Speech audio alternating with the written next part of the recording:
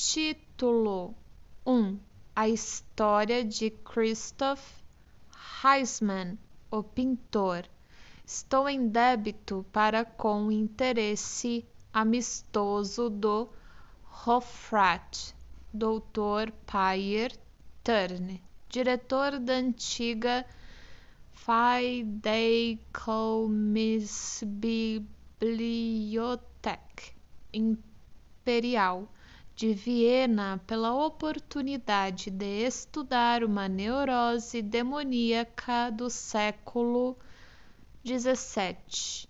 Deste tipo, Payer Turner descobriu nessa biblioteca um manuscrito originário do Santuário de Mariazel, e no qual havia uma descrição pormenorizada da redenção miraculosa de um pacto com o demônio mediante a graça de Santa Virgem Maria.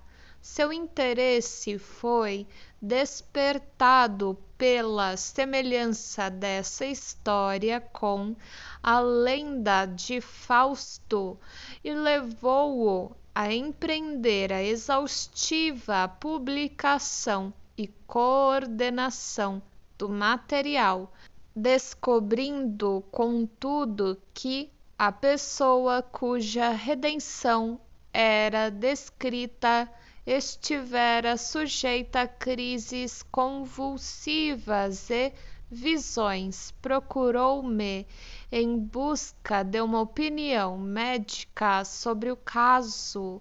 Chegamos a um acordo em publicar nossas investigações de modo independente e separado.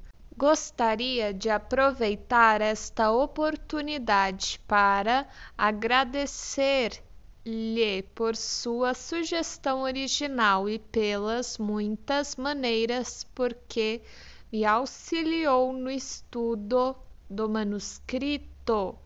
Esse caso clínico de demonologia conduz a achados realmente valiosos que podem ser trazidos à luz sem muita interpretação, aproximadamente como às vezes se dá com um veio de metal puro, o qual em outros lugares tem de ser laboriosamente extraído do minério.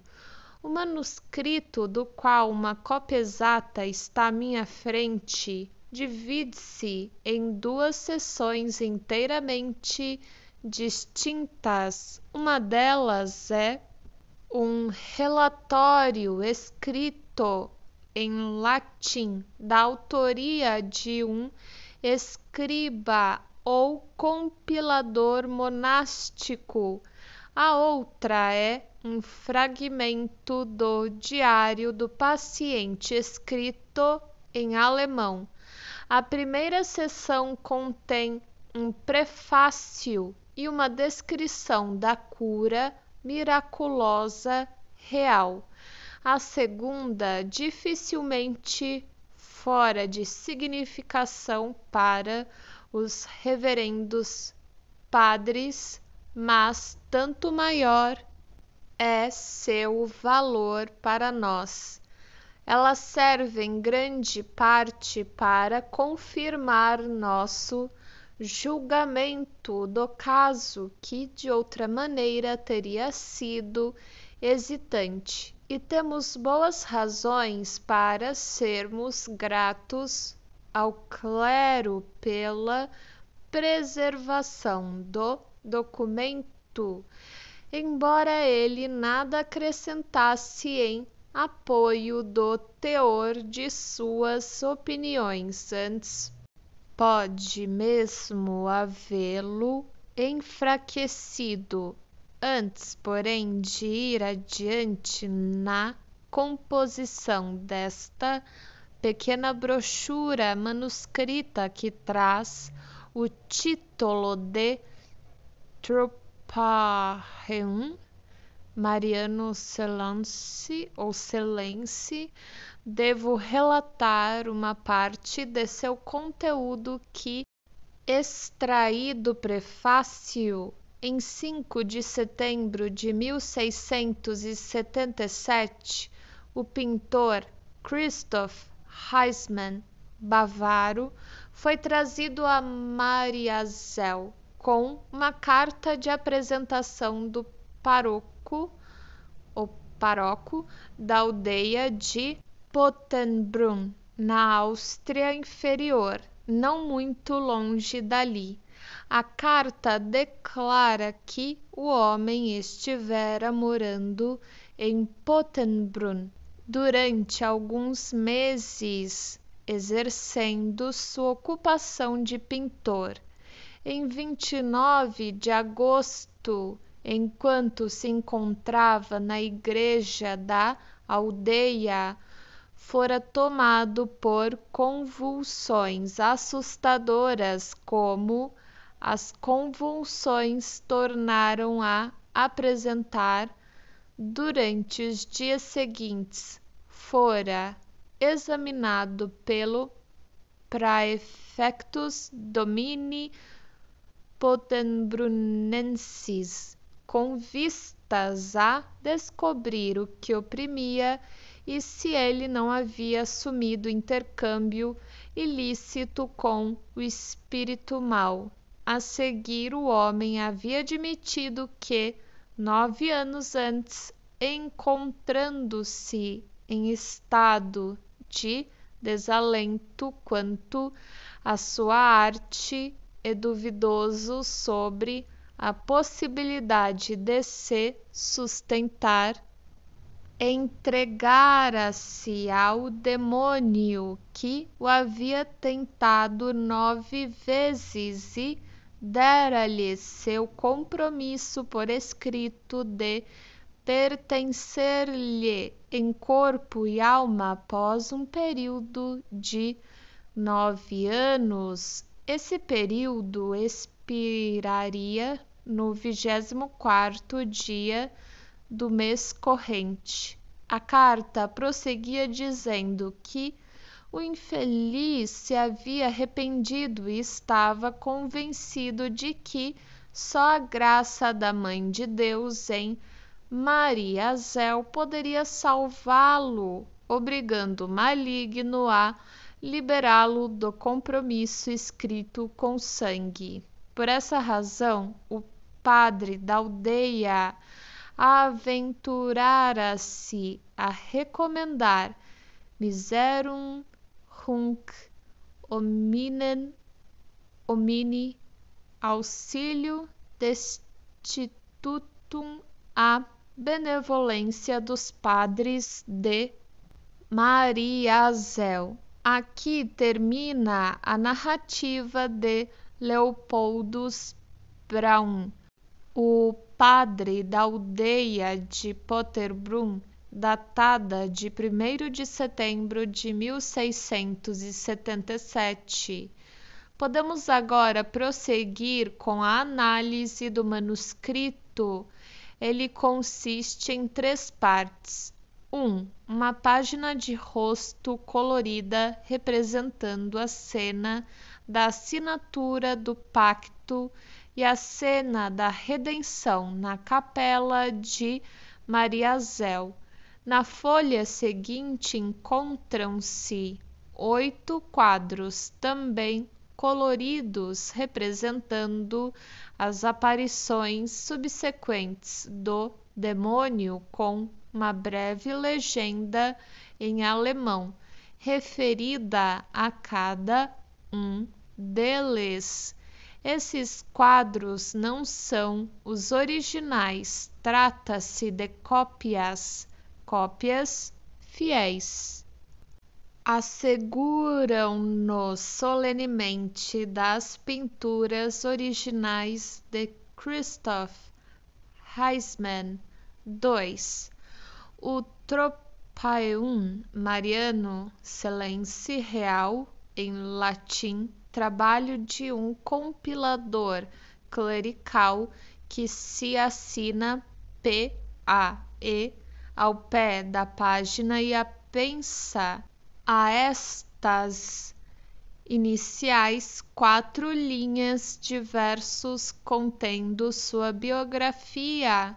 O Tropaeum termina com um depoimento do abade Kilian de São Lamberto, datado de 9, assim está no manuscrito erroneamente indicado por Freud como 12 de setembro, conforme aponta Van den Driesch, 1965, de setembro de 1729, uma caligrafia diferente da do compilador. Ele testifica a correspondência exata do manuscrito e dos quadros com os originais preservados nos arquivos.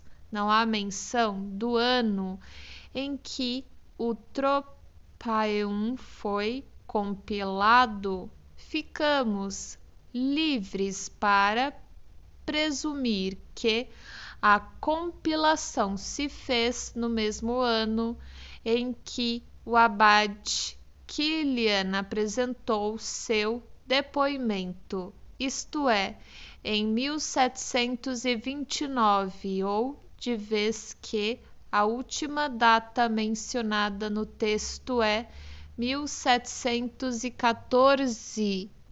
Podemos localizar o trabalho do compilador entre os anos de 1714 e 1729. O milagre que deveria ser preservado do ouvido por meio desse manuscrito ocorrera em 1677, o que equivale a dizer de 37 a 52 anos mais cedo.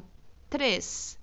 O diário do pintor, escrito em alemão e abrangendo o período de sua redenção na capela até 13 de janeiro do ano seguinte, 1678, está inserido no texto do Tropaeum, junto ao final.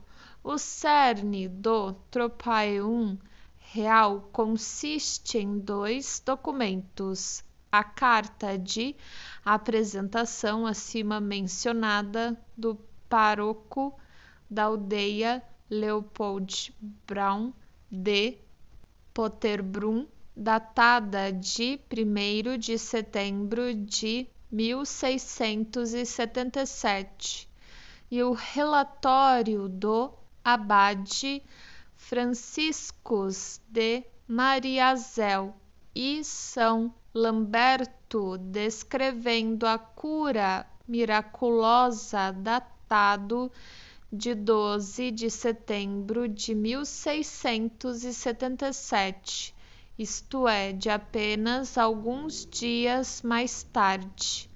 A atividade do editor ou compilador F.A.E. forneceu um prefácio que, por assim dizer, funde o conteúdo desses 2 documentos.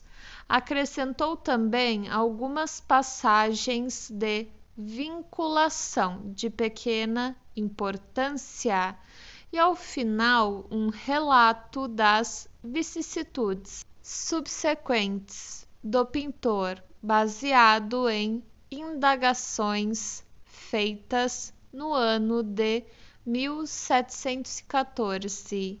A história anterior do pintor é assim contada 3 vezes no Tropaeum. 1. Na carta de apresentação do pároco da aldeia de Potterbrunn. 2. No relatório formal de autoria do abade Franciscus. E 3. No prefácio do editor. Uma comparação dessas 3 fontes revela certa discrepância que não nos será sem importância acompanhar. Posso prosseguir agora com a história do pintor, após ter passado por um prolongado período de penitência e oração. Em Mariazell, o demônio apareceu-lhe na sagrada capela à meia-noite de 8 de setembro, dia da Natividade da Virgem, sob a forma de um dragão alado, e devolveu-lhe o compromisso que estava escrito com sangue. Aprenderemos mais tarde, para nossa surpresa, que 2 compromissos com o demônio aparecem na história de Christoph Heisman, um anterior escrito em tinta preta e um posterior redigido com sangue. O mencionado na descrição da cena de exorcismo, como se pode ver no quadro da página de rosto, é o escrito com sangue, isto é, o posterior.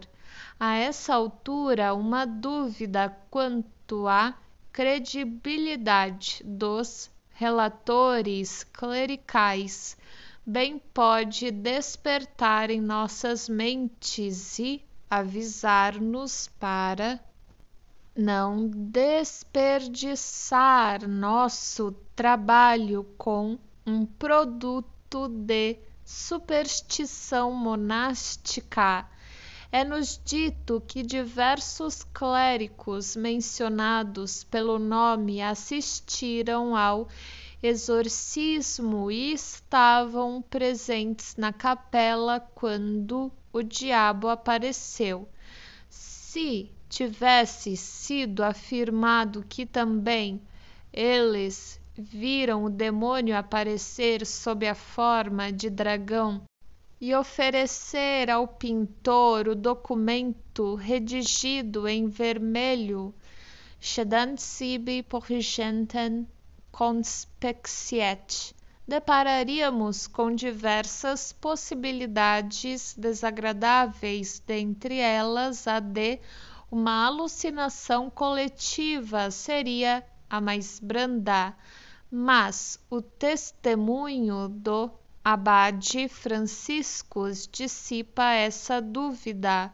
Longe de asseverar que os clérigos assistentes também viram o diabo, declara apenas em palavras francas e sóbrias que o pintor subitamente se desvencilhou dos padres que o seguravam, correu para o canto da capela onde vira a aparição e depois retornou com o documento na mão.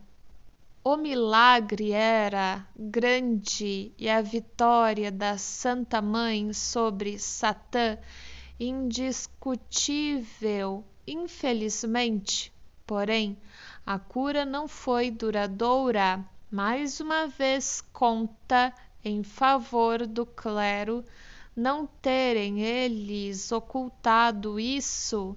Após curto tempo, o pintor deixou Mariazell com a melhor saúde e foi para Viena, onde residiu com uma irmã casada. Em 11 de outubro começaram novas crises, algumas delas muito graves, as quais foram relatadas no diário até 13 de janeiro de 1678.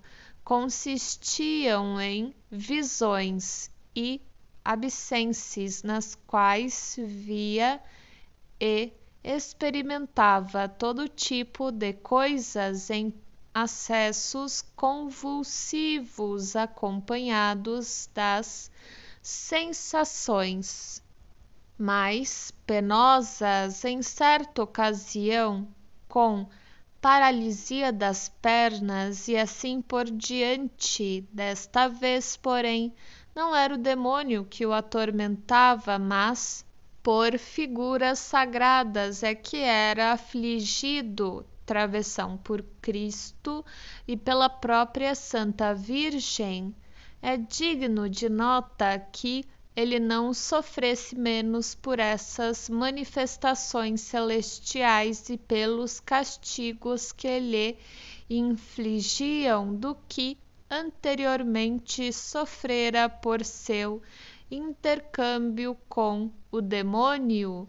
Em seu diário, em verdade, incluiu essas novas experiências também como manifestações do diabo, e quando em maio de 1678 retornou a Mariazell, queixou-se de maligni spiritus manifestações do espírito mau. Contou aos reverendos padres que sua razão para retornar era ter de solicitar ao demônio devolver-lhe outro compromisso anterior que fora escrito a tinta. Ainda desta vez a Santa Virgem e os piedosos padres ajudaram-no a conseguir o atendimento de seu pedido. Quanto à maneira por que isso aconteceu, no entanto, o relatório silencia. Ele simplesmente declara de modo sucinto quae exutavutum redita, ou seja, quando este foi devolvido de acordo com sua prece. Ele orou de novo e recebeu de volta o pacto. Passado isso, sentiu-se inteiramente livre e ingressou na ordem dos irmãos hospitalários. Mais uma vez temos ocasião de reconhecer que, apesar do intuito óbvio de seus esforços, o compilador não foi tentado a apartar-se da veracidade exigida de um caso clínico, pois não esconde o resultado da indagação que, em 1714, foi feita pelo superior do mosteiro dos Irmãos Hospitalários em Viena, com referência à história posterior do pintor. O reverendo Pater Provincialis comunicou que o irmão Crisóstomo havia sido repetidamente tentado pelo espírito mau, que tentara seduzi-lo a fazer um novo pacto, embora isso só acontecesse quando ele bebera vinho um pouco em demasia, mas pela graça de Deus sempre fora possível repelir essas tentativas. O irmão Crisóstomo morrera de febre éctica, pacificamente bem confortado, no ano de 1700, no mosteiro da Ordem em Neustadt, sobre a Moldávia.